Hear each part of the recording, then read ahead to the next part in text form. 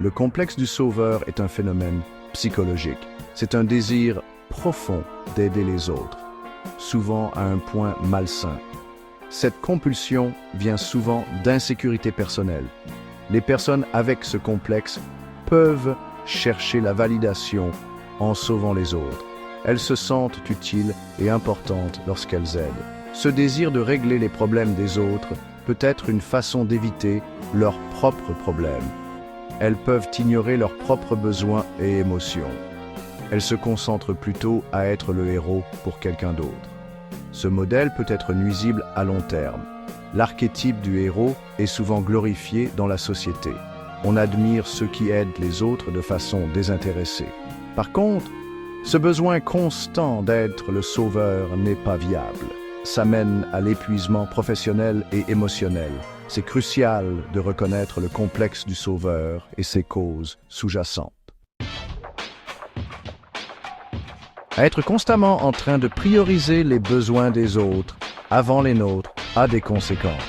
Les professionnels de la santé mentale sont particulièrement vulnérables à ça. Ils dédient leur vie à aider les autres.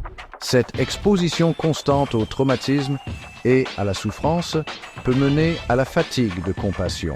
L'épuisement professionnel est un autre risque pour ceux qui ont un complexe du sauveur. Ils mettent toute leur énergie à aider.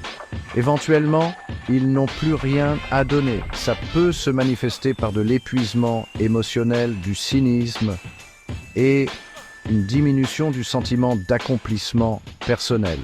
Les conséquences de donner sans équilibre sont sérieuses. Les relations peuvent en souffrir, autant personnelles que professionnelles. La santé physique peut décliner à cause du stress et du manque de soins personnels. C'est vital de reconnaître les signes avant-coureurs de l'épuisement et de prendre des mesures pour le prévenir. Établir des limites est crucial pour maintenir son bien-être. Ça veut dire apprendre à dire non. Il ne faut pas en prendre plus qu'on peut gérer. Priorisez vos propres besoins. Les soins personnels ne sont pas égoïstes, ils sont essentiels. Faites des activités qui vous apportent de la joie et de la détente. Ça pourrait être de l'exercice, passer du temps dans la nature ou s'adonner à des passe-temps. Prenez du temps pour vous, même si ce n'est que pour quelques minutes par jour. Le bien-être physique, émotionnel et social sont tous interconnectés. Prenez soin de votre corps avec de la nourriture nutritive et de l'exercice régulier. Nourrissez votre santé émotionnelle avec des pratiques de pleine conscience comme la méditation ou l'écriture. Connectez avec vos proches et bâtissez des liens sociaux solides. Aider consciemment implique d'examiner ses motivations. Pourquoi ressentez-vous le besoin d'aider les autres?